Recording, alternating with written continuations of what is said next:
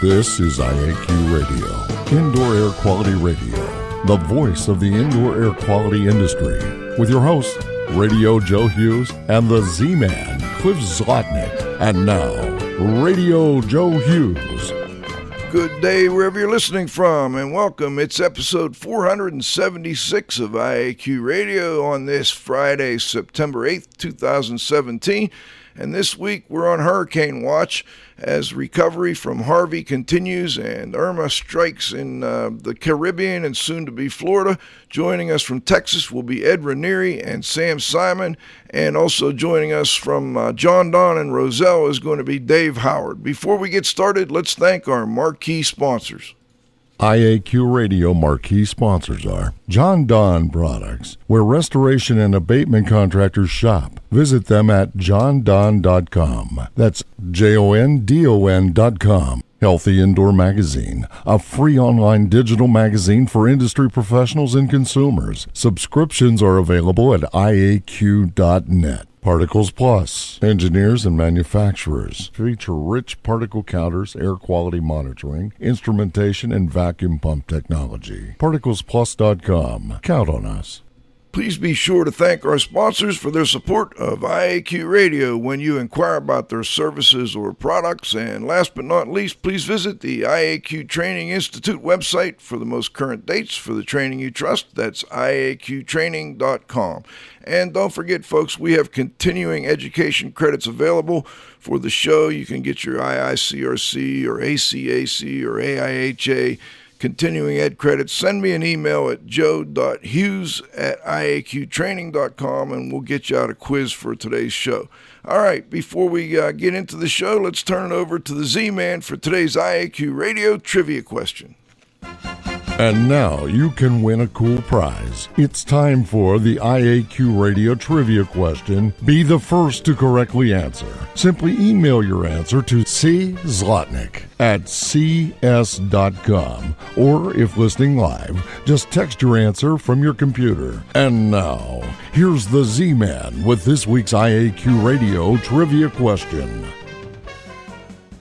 Hello, everybody. Congratulations go out to John Lapotere, Florida IAQ Solutions, Winter Springs, Florida, for identifying Jan von Helmont as the scientist who discovered carbon dioxide.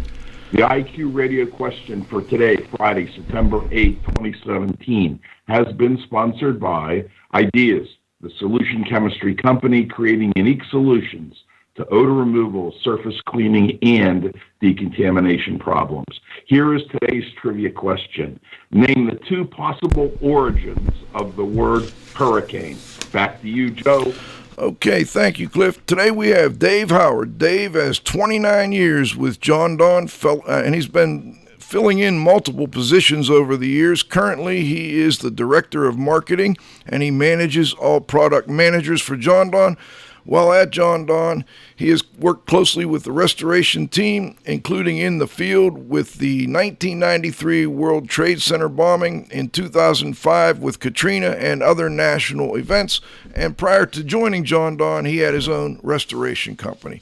We've also got Ed Ranieri, a 32-year restoration industry veteran and star of this TV show Catastrophe, Inc., which aired on HGTV, DIY Network, and a few other networks.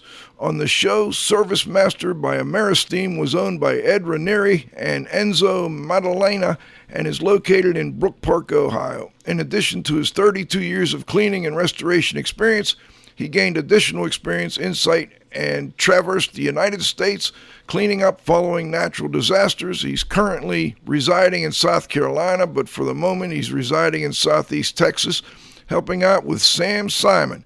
Sam is the owner of Service Master by Simons of Chicago. He's got 20 years of experience providing disaster restoration services, and he's responded to major events on the East Coast and the West Coast and in the Gulf. Currently, he's got a crew of 20 people working in the Houston, Texas area following Hurricane Harvey, and they are currently doing work for ExxonMobil. Gentlemen, welcome to the show. And Cliff, let me turn it over to you for the first question. Okay, thanks. Well, I guess the first question is going to go out to Ed and Sam. I'm not sure exactly what type of cleanup work that you're doing, but what I'm wondering is whether or not you're using the Pittsburgh protocol on any of the work that you're doing. And for those of you who may not know what it is, it involves foaming and then pressure washing structural surfaces. So that was my first question. I will. This is Ed. I will comment on that, Joe. I got to tell you that during that intro, after 32 years in the industry, for a split second, I'm sitting here listening, and I'm going, "My gosh, I'm getting old. We're getting old, guys. We've been doing this together for a very long time, and to think that we're still all out here mobilizing and doing this, I tell you, sometimes I'm shaking my head and laughing. But you know, Cliff, that I'm a firm believer in Pittsburgh protocol. I've learned it firsthand from you. The unique situation with what we've got going on down here now is that Pittsburgh protocol isn't here yet. And I say that because we're still too new into the storm. A very unique situation here with the way things are. We still have areas of Houston proper that are still underwater. What we're dealing with mostly now is still primarily mitigation, some mold that we are starting to see, but where the Pittsburgh protocol shines from a structural restoration standpoint, we're not there for that kind of work quite yet. So yeah, and we're starting to see we're just now starting to see heavy calls and heavy requests for mold remediation. And so I imagine that this is the Pittsburgh protocol is going to be something that's going to be coming into play very soon. Of course, there are some issues here, some statewide issues regarding mold remediation that everyone needs to make sure they meet before they start engaging in that type of service. Such as? Well, I think Texas, the state of Texas, has very strict protocol for licensing, and from what I understand, I think we just read some emails that now the state of Texas and some of the big players here, like ServiceMaster, ServPro, and the other competitors, are negotiating relaxing those guidelines, so the residents of Texas can be serviced properly. And we can report that the Texas, I think it's the Department of Health that runs those. They're putting those into suspended animation currently, and they're not requiring that licensing, as I understand it. I've got an announcement that came out from the Indoor Air Quality Association yesterday saying they've suspended the licensing requirements at least temporarily. So that may help a bit. Sam, how did you end up in Houston? My outfit and I have been mobilizing for a number of years now, and so we've become one of the preferred franchises that ServiceMaster likes to call out for these type of events, just based on our experience and based on the quality of our work. So we were contacted by corporate and asked if we would come out to Houston to help with the efforts, and of course we said yes. Gotcha. And Dave, let's go over to Dave Howard. JonDon is in both an enviable and unique position as the industry's largest supplier. How, if any, has the threat of Irma affected your game plan? You probably rushed a lot of resources down to Texas, and you could tell listeners a little bit about that. But now we've got a second one coming up on the East Coast. Tell listeners a little bit about what JonDon has done to help with the response and what you see on the horizon. Are we going to have a shortage of equipment, a shortage of materials? Yeah, overall, well, first of all, thanks for letting me be on the show. I do appreciate it. And I agree with Ed. It's amazing. I've been in the industry for 29 years with JonDon. And what's kind of depressing is when you start signing up for like a credit card app and it says year of birth and you have to scroll multiple times to find the year you were born, But regarding what we've done, probably the first thing we've done is we bought an awful lot of coffee and 5-hour energy for our staff. In Houston, we knew there was going to be a shortage and a need, so we opened up a second location in Houston, and we're going to have to do this for the Florida location as well too. With our Tampa store, what may be smack dab in the center of Irma coming in, we want to have a second location that's up and going to service our customers. The process of bringing in products is a situation that we're working very closely with all the vendors. Will there be a shortage? Absolutely. Manufacturers are reporting back to us now that in some cases they're going to be building to the first part of November just to catch up on back order requests from all the orders that are coming in right now.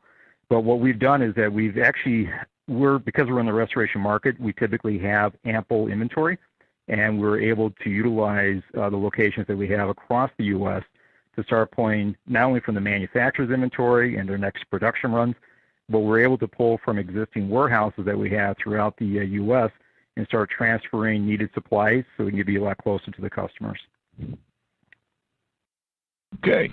Well, thank you, Dave. We'll get back with you in a moment. Cliff, I want to jump over to you, and I think you might want to ask about these logistical issues. Yeah, I do. I want to move into the logistical stuff, Ed. I know both you and Sam have had prior emergency response experience in disaster sites. Is there anything different compared to other disasters where you've worked? I mean, is anything better or is anything worse, such as accommodation availability, water, building materials, et cetera? Any differences?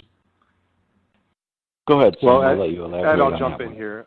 So we purposely, this is Sam, so we purposely looked for housing for ourselves and our staff a little bit away from the damage, just so we could operate properly and have the proper, internet and phone and water, just so we could run our systems properly. What we like, what's different about Texas and the Houston area in specific is it's, compared to other disasters that we've responded to, it's kind of flat here, right? So it's not mountainous, where you have mountainous regions and big valleys. I'm thinking specifically when we were in the Pennsylvania region for Hurricane Irene and Tropical Storm Lee, where they collided. Those roads were just purely impassable. Here, we're having an easier time getting around, with the exception of the areas that are still underwater, like parts of downtown Houston and Beaumont, Texas. With the exception of those, we've been having it's been pretty easy going getting around, so in that respect, logistics have been fine. What we do find difficult is, for instance, in the Beaumont region, I mean, they had no water, and in some cases, no electricity, which is expected. But now that that's all receding and starting to go down, and then we're getting access to that area, it's getting simple again.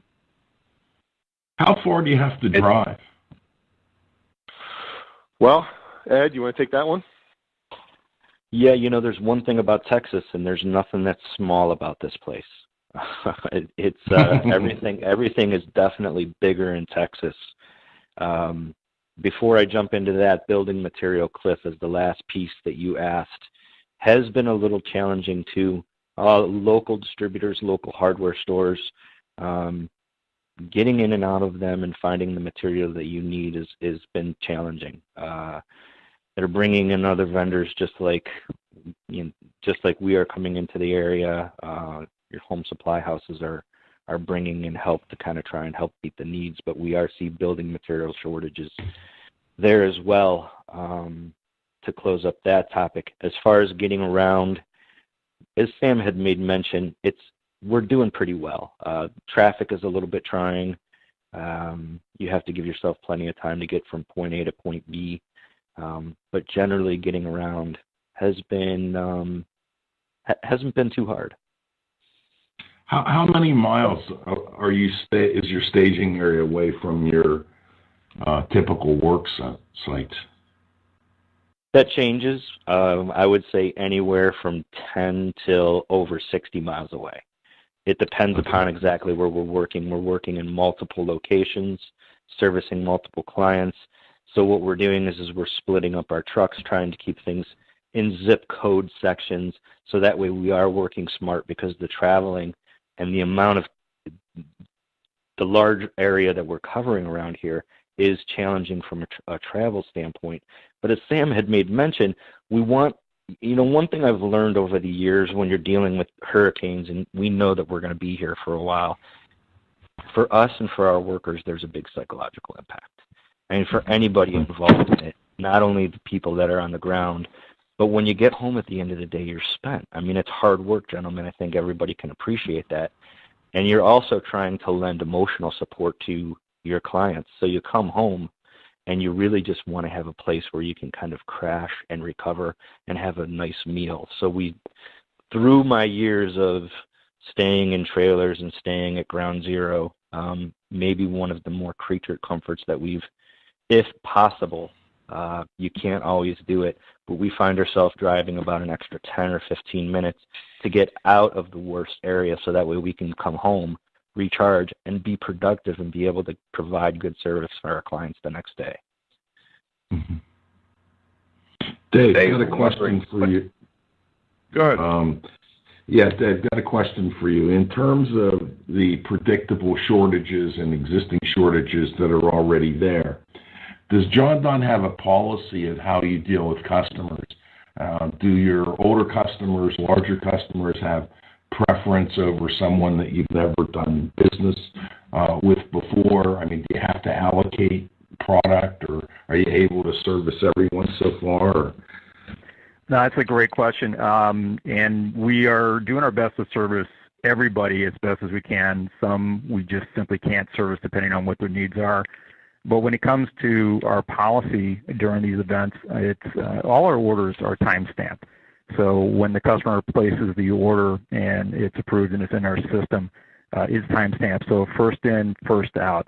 What we do is, for our more loyal customers, is that we have a great sales team that is very active, and they'll reach out and they'll give our customers heads up on what's about to become available, and it gives them the ability to place an order if they need it. But outside of that, we treat all the customers the same, that once that order is placed, we don't shuffle the deck. We don't move people around. So if you get your order in before the next person, you get your product before that following person.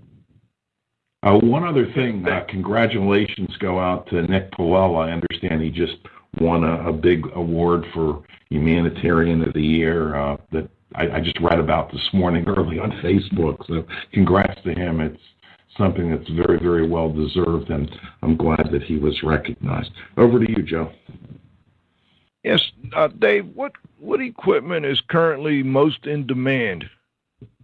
Well, in the beginning of any major event, is typically the same three items. It's the air movers, it's the LGR dehumidifiers, and the air scrubbers would be the top three in almost that particular order as well, too, being called in.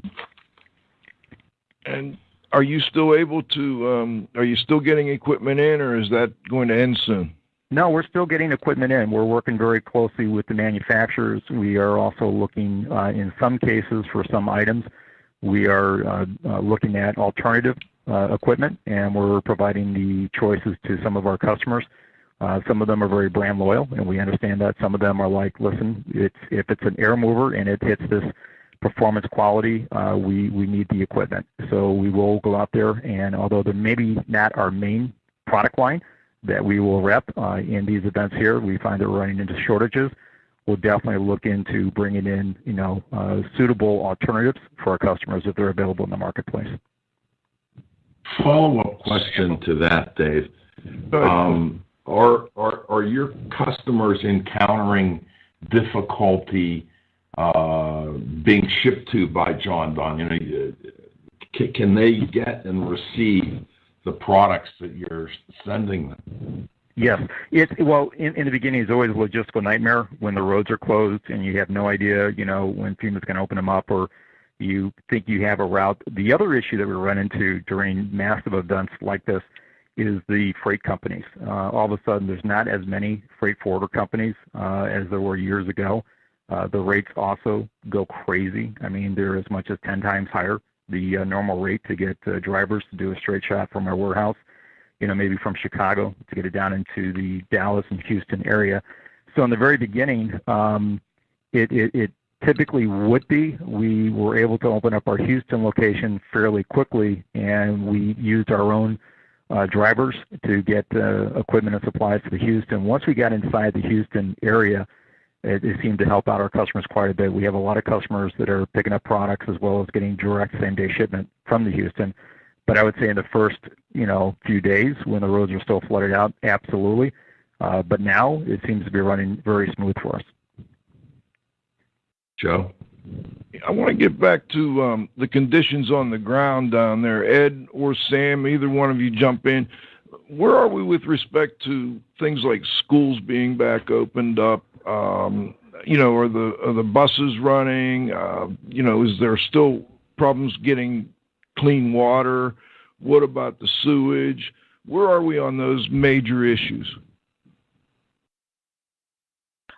Schools, I can tell you, I will start with schools. Schools, I do believe, are scheduled to restart the early part of next week. So they have been closed for quite some time.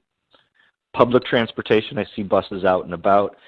As Dave had made mention, traffic is really kind of starting to normalize. It's starting to get back to its normal craziness. Dare I say, welcome to Texas. Those two are starting to normalize. So being able to get around is kind of starting to get a little bit normal. You just have to be patient because of the sheer volume of cars. And what about water and sewage? There was one school up. There was one school up in the a little north of Houston, a little east, and we just we got a call about it, and then we were reading about it actually. And that school, I can't recall the town right now, but I know that school is going to be closed indefinitely and doesn't look at being opened until next year. So I know that one was devastated. So there are a few schools here where they're going to have to shut down and probably spread their students out to other schools until they can be repaired. Are there still a lot of people in shelters?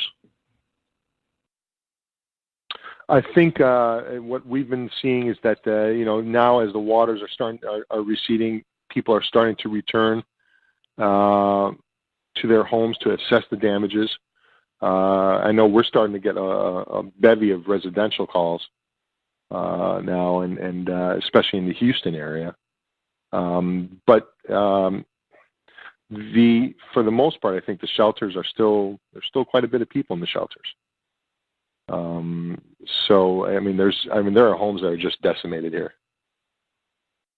And there's definitely a big Red Cross presence in conjunction with the shelters, driving through the neighborhoods, helping to provide supplies for the workers, for the people that are the homeowners, the business owners. You see a big Red Cross presence in conjunction with the shelters. So there's a lot of need here still.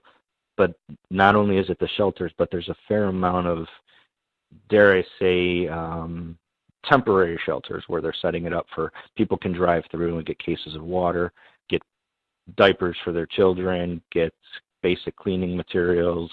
There's a fair amount of drive-through areas scattered throughout where you can go through and get some basic necessities if you find that still being challenging for you in your workplace and or your home.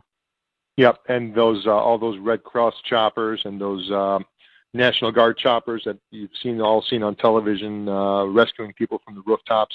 Those are all parked like about half a mile away from us. There's a small airport here, and they're all staged there. So we see them and hear them on a daily basis every morning, getting up and going out and doing their rounds.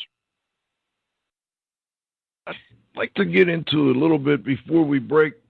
We'll be breaking in about 5 minutes for halftime. Let's start to talk a little bit about the types of things that people should be looking at when it comes to, taking work in and around that huge area. As I understand it, the area that was affected is about the size of New Jersey. So there's got to be tons of work going on down there.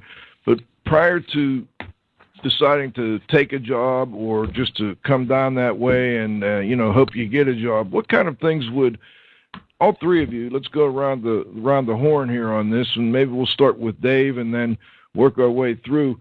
What kind of suggestions would you make to people that are thinking about coming down to do the work? What should they be looking for? What should they be making sure they have ready, et cetera? This is Dave. If this is the first time going down there, it's not going to meet any of their expectations. An example, whatever amount of time you think you're going to be down there, triple it, if not more. Realize your daily living cost is going to be crazy. Food, fuel, hotel, transportation, just moving around is going to be very difficult. Business licenses to make sure that you're operating correctly in the area, as Ed was talking about before. The aftermath, when things are done and you've finished a client's business or their home and they decide that they want to take up a legal matter with you, you realize that it will be fought in a court in Texas. So there's a lot that goes into it. If you're going to do it for the first time, my recommendation would be is if you belong to an association and you know some very reputable companies in that area, you may want to call them, see if you can partner with them and work under their umbrella. But I would think, Ed, I mean, you're more experienced at this than I am, but those are the things that we hear from our customers who've come back, who tried it for the first time, and they get financially burned. I agree. Ed, Dave, Dave, you hit it on the head with all the major topics. The one thing that I'll add is that this is a unique event in that the hurricane came in as a Cat 4, and then it very quickly went to tropical storm status and just dropped an enormous amount of water to the tune of 50-plus inches in about 4 days. Texas received their annual rainfall in less than 4 days here. So this is different, a bit of a different demon in that I'm seeing a lot more flooding than wind-driven rain, ripped-off roofs, things of that stature. But I couldn't agree with you more, Dave. If it's your first time, don't do it alone. I don't care what kind of hurricane it is. It's a daunting task. Making sure that you can come in and do the work right and walk out and be able to serve your client properly and do it and profit in it is challenging. Doing it in your own backyard is challenging, but to move to another state and to have all this exposure is very challenging. It's one of the things that you're going to want to have somebody to be able to turn to and say, hey, what do you think about this? Can you help me with this? All the things that we take for granted at home, all of our support systems aren't here. And you have to be able to come and be able to run self-sufficiently in a state where you absolutely have no experience. Mm-hmm. Totally agree. Sam? Yeah, my advice would be to go into the restaurant business.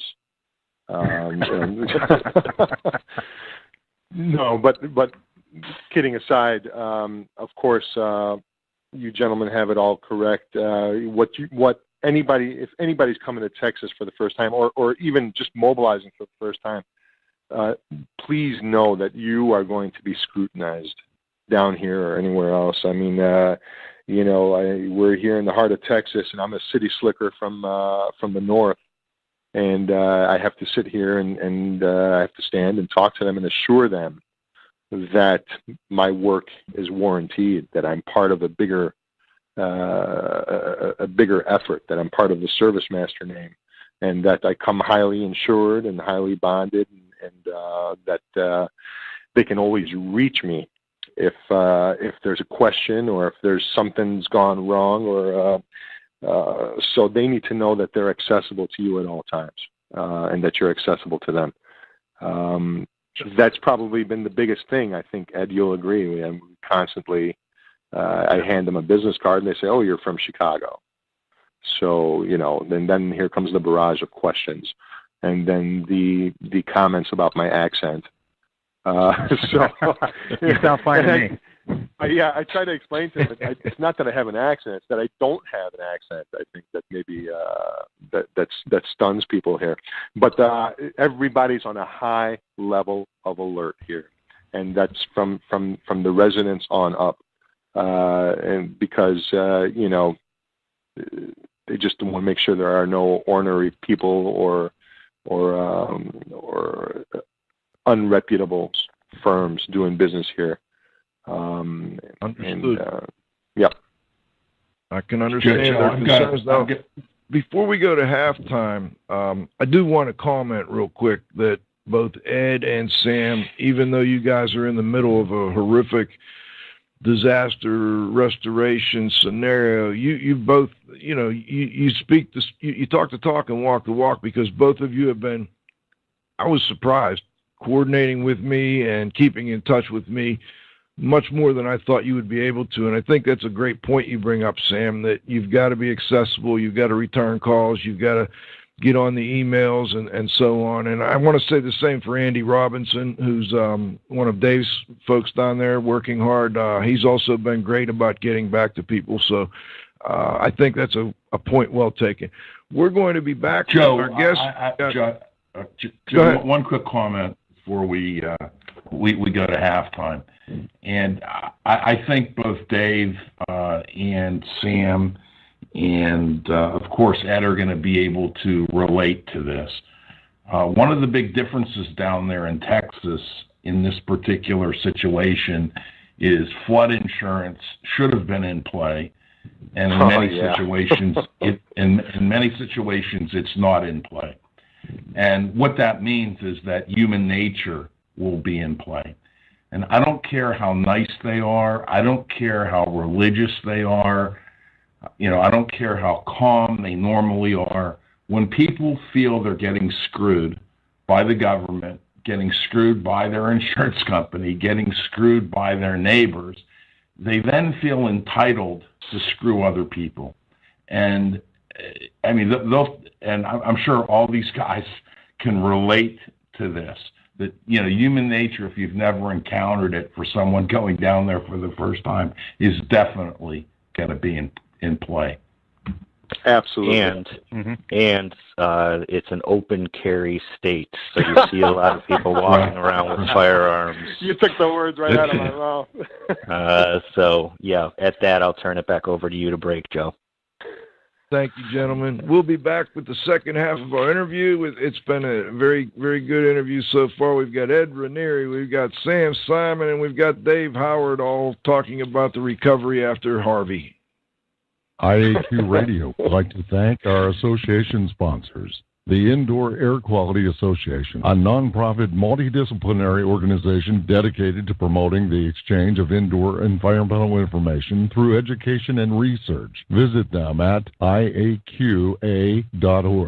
Gray Wolf Sensing Solutions, who use advanced sensor software technology and embedded computers to provide superior environmental test instrumentation. Visit them, wolfsense.com. IAQ marquee sponsors are JonDon Products, where restoration and abatement contractors shop. Visit them at jondon.com. That's JONDON.com.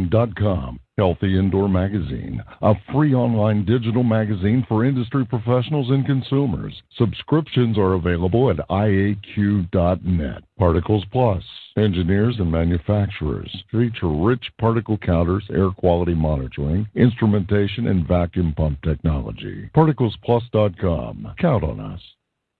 Let's talk about clean underwear. You have 20 guys down there plus yourselves, and you need clean underwear and you need clean uniforms. And I mean, how are you dealing with that sort of stuff? Feeding these guys, hygiene, so on and so forth. Well, I've done this enough times now that I have a checklist that I distribute to all of my employees prior to even coming to Texas. Prior to leaving Chicago, we talk about it. I make sure everybody understands that before we can provide a proper service to our customers, we need to make sure we're properly taking care of ourselves.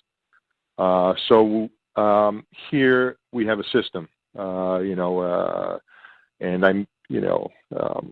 I try my very best. And Ed's been helping me on this to make sure that we maintain this system here. That includes, I have to make sure everybody's appearance is top notch. I can't have everybody going out there looking like schlubs. First impression is everything here. So I make sure my My guys are properly bathed and shaved, and that our clothes, uniforms are washed. We have a system. Everybody drops their clothing in the laundry room, and it gets washed, and it gets dried, and it gets redistributed. This happens on a nightly basis. I think as long as we maintain a proper system and a proper routine for the employees, it keeps them upbeat, because don't forget, on top of managing our customers who are down in the dumps or who are, have just suffered this trauma, we have to sit here and manage the attitude and the morale of our employees. And so, I think them having a system and a routine in place on a daily basis relieves that pressure for them. They know that they have to do A, B, and C. And, we try to have a proper dinner with each other every night when we can. And then at the end of the night, sit and unwind. Last night we all sat around in a circle and we talked and we laughed and we joked and just some semblance of normalcy, because you have to remember that we're all removed from our homes. We're all have families back home. So we try to maintain that family, that semblance of family within our group, and keep ourselves going and keep each other going. Two follow-ups, if I can, Sam and Ed. Number one, what are you doing about feeding the guys on the job? Are you, as someone in charge of packing lunches and taking it out there? And the second is, how long is your normal work day these days? I'll start with the first one and talk briefly about getting the guys food. The talk about Southern hospitality. I've been through a lot of hurricanes, and there's one thing that still, I think, draws me back to these storms every time, and it's just, you look around at what's going on in our world, and sometimes, guys, I don't know about you, but it's really depressing to me. And then I step into Texas, or I step into Louisiana, or I step into New York or New Jersey or anywhere else across the country, east, west, south, north, I don't care where it is. And the way that people consistently still pull together when things get really bad continues to amaze me and attracts me back to this industry and continues to blow my mind. Cliff, we've not yet had to feed our guys or buy a lunch for anybody, because the people that we're servicing in the neighborhoods, in the businesses, are feeding our guys all the time. That's good. That's no kidding. I mean, in the first days that we arrived here, there were teams of men and women just in cars randomly driving around and saying, "Are you guys hungry?" and opening their trunks and pulling out pizzas and cases of water, and we're just looking at each other in amazement. And we're like, there must be somebody more, somebody who needs this more than we do. And they say, no, we're here to feed you. We're here. We need you to keep going. And that just blew my mind. I some of my guys that are with me out here today, this is their first go at mobilizing, and I tell them that this happens. So be proud and be happy and serve well. And so yeah, I mean, that said, in terms of feeding our kids, well, they're kind of like my kids, but in terms of feeding our employees, for lunches anyway, I mean, I don't think one of them has purchased a lunch yet. As far as dinner goes, I'll let you guys in on a secret, and to some of you guys out there who are thinking about coming down to Texas, try and find a house. You're not going to find a hotel room. I'll tell you that right now. I was lucky enough to find a home that slept 20 plus people, that sleeps 20 plus people, and so I rented the home. And so we purchased groceries. Everybody bands together and puts their money together and purchase groceries, and we try to have dinner together at night. It's a great idea. How many hours are you working? Yeah. Right now we're averaging anywhere from probably 10 to 12 hours a day. Okay. Thanks. Yeah, let we're me trying ask not you a quick to. question. We're trying All not three to of burn you. the guys out. We realize that this is going to be a marathon. We can see, we can sense it, we can taste it. This is not going to be something where we're going to be here for a week and we're going to be gone. And it's a little overwhelming for the restoration industry in itself to be able to accommodate this need. So we're facing it where we're working 12-hour days, and we're saying, okay, look, let's not go crazy. To some degree, realizing we need a little bit of rest, trying to keep a balance, but still working long enough days where we can, serve our clients well. That leads me to a question that I wanted to ask all three of you. And I know it may vary by individual, but how long would you, if I'm planning on sending some people down, or a restoration company is sending some people down, Sam, how long did you tell your guys they'd be there before they got a chance to go back home? And does that vary by person, or and Dave, I know you sent people down there, and I would imagine it's not good to keep them there too long without a break, but have you found some tips for our listeners that work well for you? Well, I'll respond by saying, I don't know. So some of the guys have obligations, and some of them have families, and some of them are young, and this is their first time leaving home to work, and we have the obvious homesickness, and some of the boys are on the phones for all night long after they get home, talking to their loved ones, and so I try to be sensitive to that. So our last mobilization, I think, Ed, we were out in Hilton Head, or South Carolina. We were out there for I don't know, I'm going to say something like 45 days, which is not that long considering how long it was. But I've learned over the years that sometimes you need to swap some of your guys out. Some of them, hey Sam or Ed, I need to go home. And so we have to be understanding of that. And I'm not the type of person that says, no, we're working or anything like that. I mean, if somebody's had their fill, then it's time for them to go home and go back to their families. And we try our best to fill that space, which is not always easy. The temp, dipping into a different subject here, the temp labor force here in Houston area is tapped out, and that goes without saying. So we have to kind of look and see if we can find anybody here, or whether we have to find, bring some other employees from Chicago. Dave, any tips from you?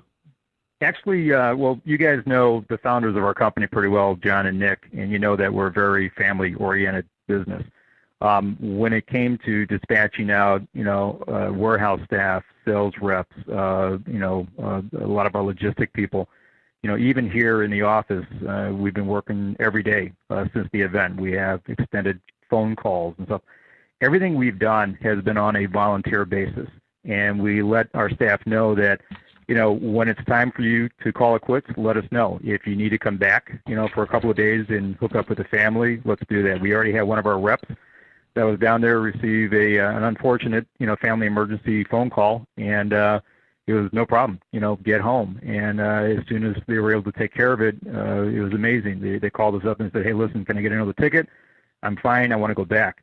So just like Sam and Ed were saying that, you can't trap your guys down there, but when you create the environment and a team and they're out there and they want to help, it's amazing how impressed you can be with everybody that works for your organization. I mean, literally there's times like this with this event here that I sit back and I'm just proud to be with a great team that we have here. And it's really everybody, even, the people that don't get recognized, like in the credit department or that warehouse guy that's here to midnight, doing a transfer.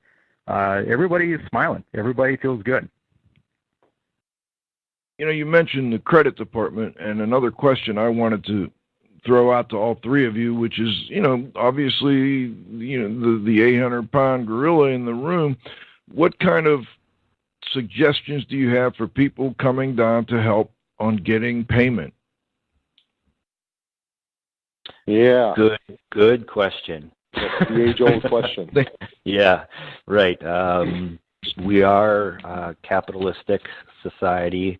We are for profit. We have obligations to our families, to our children, to our businesses, to our employees, to make sure that we can continue to support them. So this just isn't about us running down to Texas just because it's cool and we want to have some barbecue. It's a tough topic that I basically here's because when you're dealing with FEMA, there's a lot of unknowns, and the bottom line is our policy is we're collecting money up front. It's payment upon completion, whether it be 50% down and 50% thereafter. But come here and be ready to have the consumer pay and contend with insurance and or FEMA independently themselves after the event, because we're still waiting weeks and weeks and weeks to see adjusters. We talk to adjusters on the phone. They have hundreds of claims on top of their desk. The FEMA guys are not even returning calls for 2, 3, 4 days. So the brutal reality is that homeowners have a responsibility to mitigate a loss. And this is something that I've had to teach a lot of people over the years is that they're like, well, Ed, why don't we just wait until the adjuster gets here? Why can't we just wait another 48 hours or another 3 days or another 6 days to make sure it's going to be a covered claim?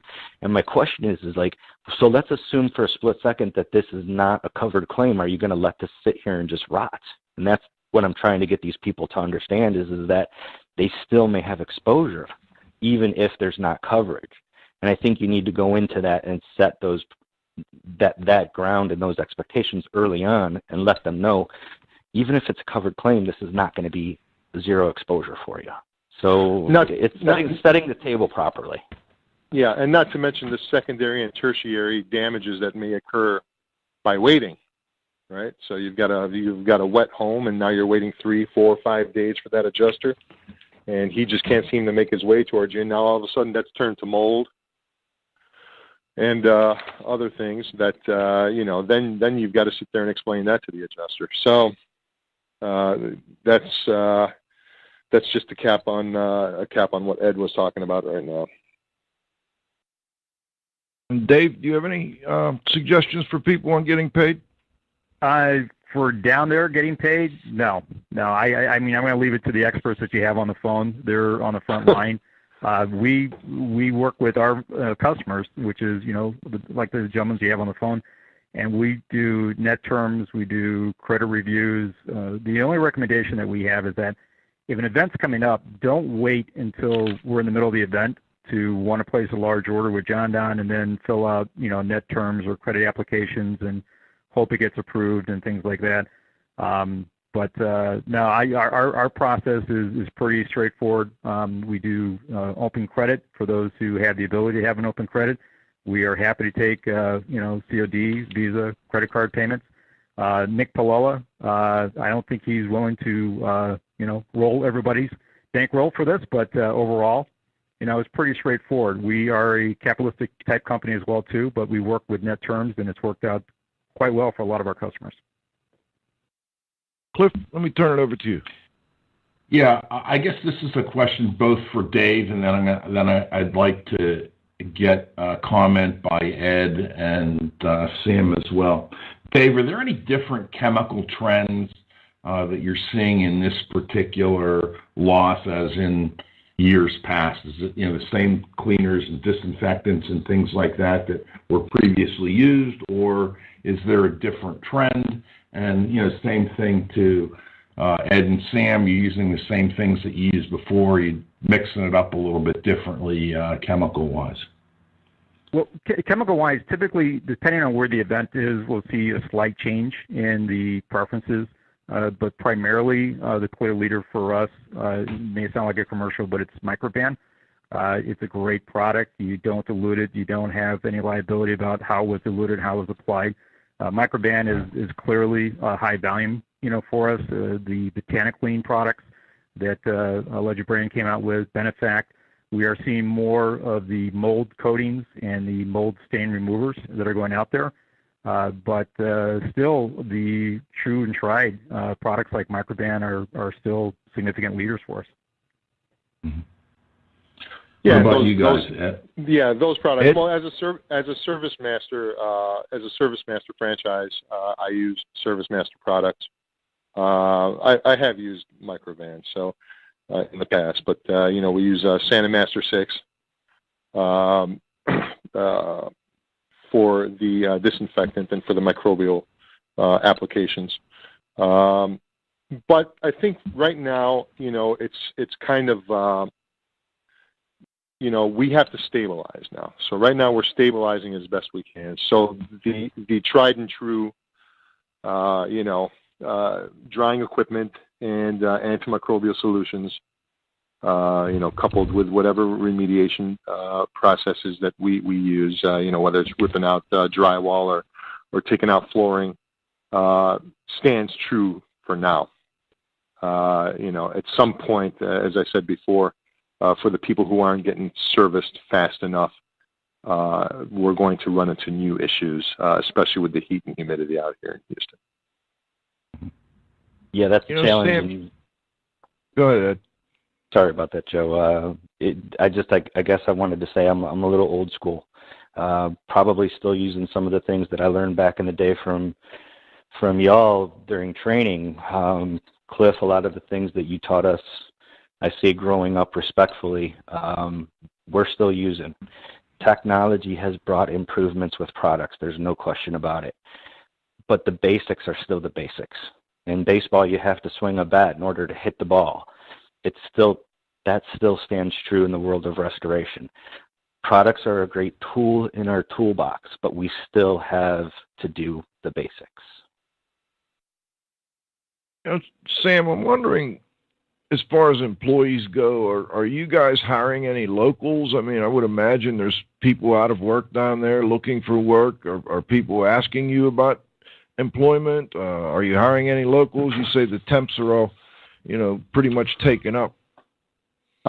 So I've kind of struck out in that department. We've been looking for locals. They seem to be all taken up. And I understand why, because it took some time for service providers like us to get down here. And a lot of these people were on hand immediately, and they started just getting in there and help people remove wet and affected items from their homes. So short answer is no. I've not found anybody yet. We're still looking. So if anybody out there is listening and they're looking to get some work with us, give me a ring. I've got a text question here. I'm not sure. Cliff, do you want to follow up on that? I think that we've answered that one, Joe, about the antimicrobials. I think Dave answered it, and I think Ed answered it, and I think they need to listen to the recording. Let me follow up on it then. As far as you've got the first phase, which is going to be tearing out all the wet materials, the muck out, getting all the mud, etc. And I would imagine, I don't know if you guys are running into this, but we're seeing it on the news. There were a lot of chemical plants and, a couple Superfund sites and so on. Is there anything, any different types of precautions with the water this time around? Are they requiring any kind of testing of the water for some of the chemicals that might be involved in the water? Are you seeing anything like that?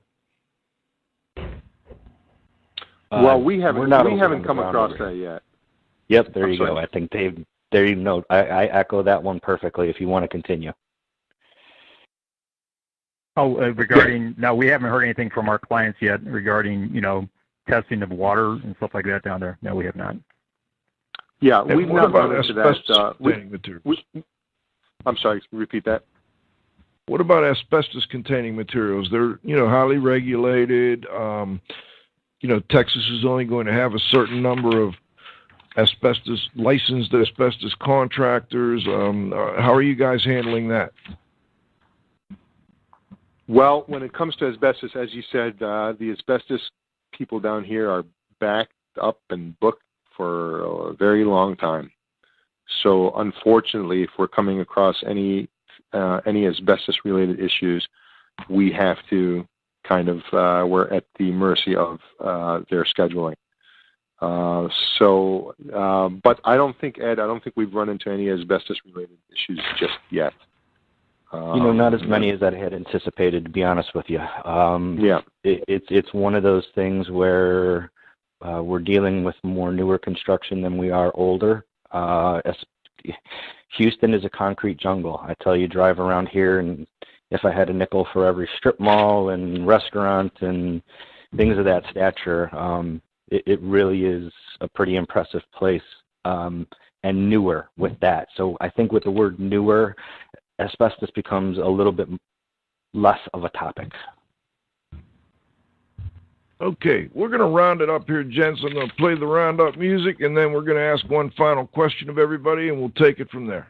Move 'em on, hit 'em up, move 'em on, hit 'em up, rawhide. Cut 'em out, ride 'em in, let 'em out, cut 'em out, ride 'em in,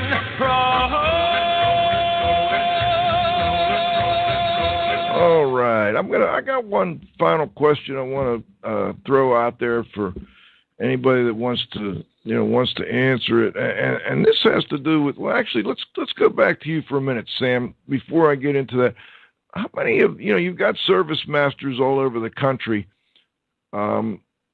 Obviously, we can't, send every service master. Then there's nobody there to, respond to the local events.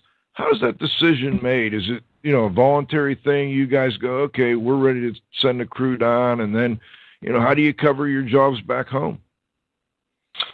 So we just have to make sure that we have ample enough staff at home to maintain our business there.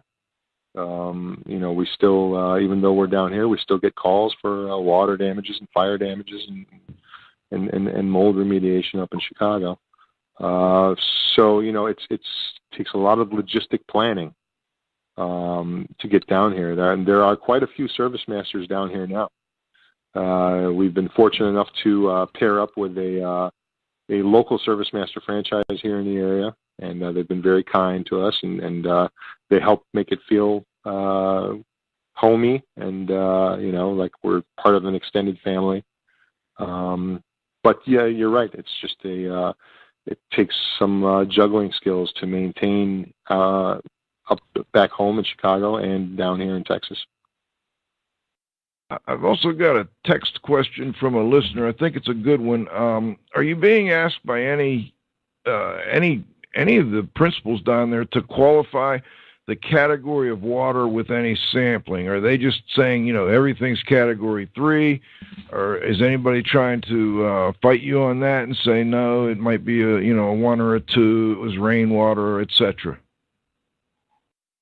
I don't think there's any question at this point, category-wise.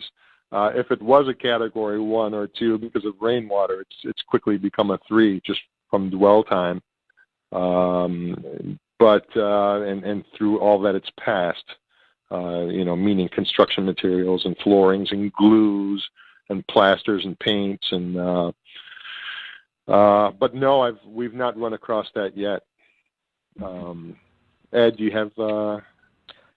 No, I haven't seen any. It's been pretty black and white, guys, and it's just there's not a whole lot that you can save. It's not like is this category 2, is this category 3? It's 3.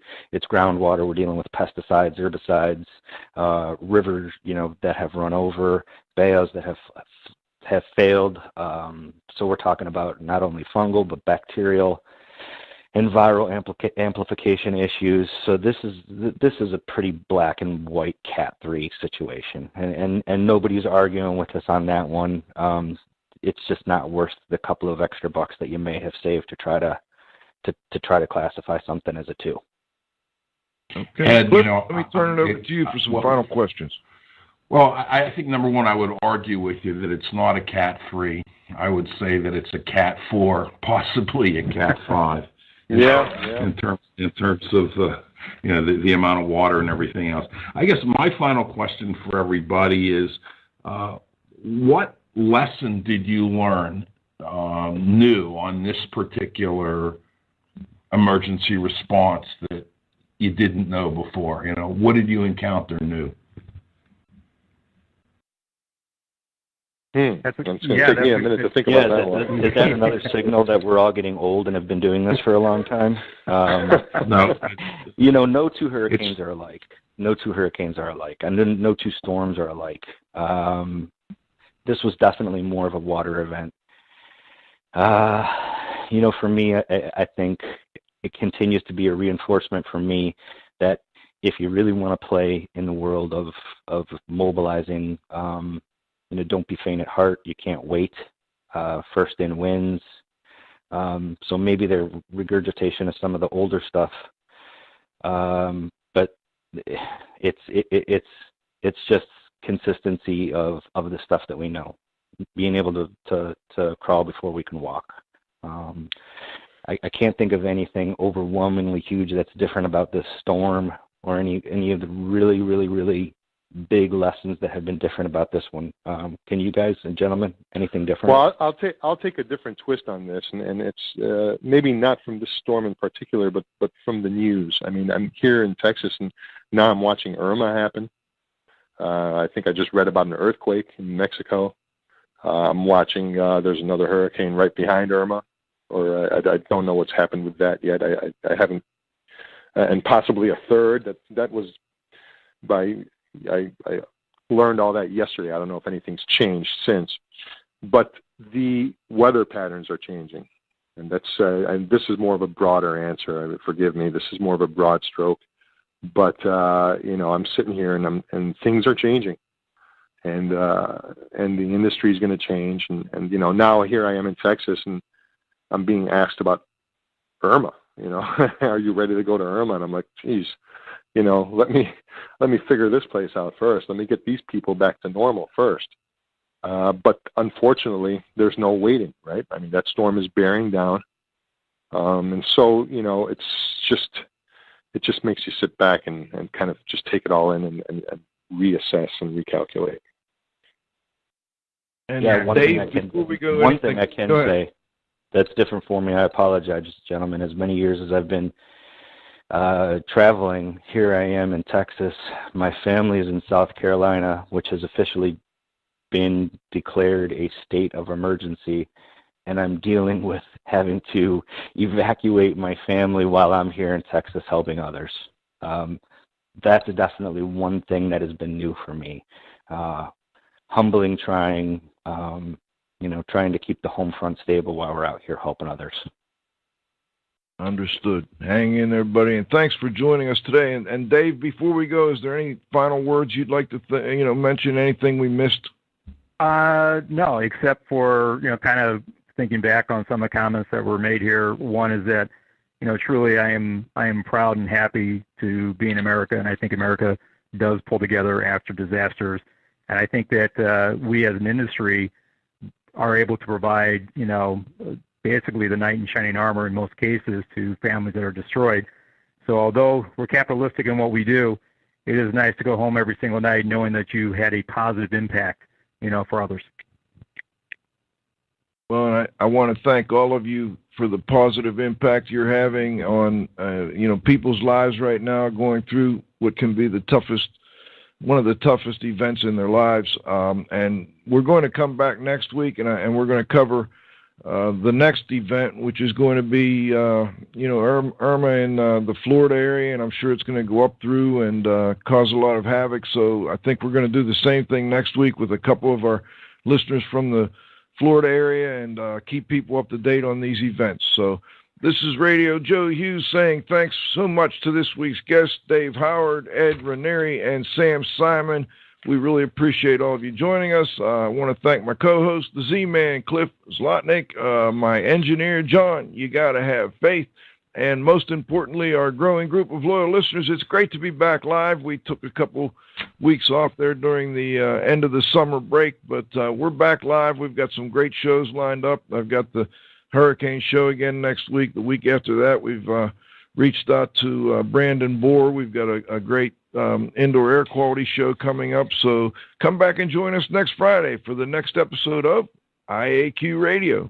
For IAQ Radio, I'm Spike Rio, saying thanks for listening.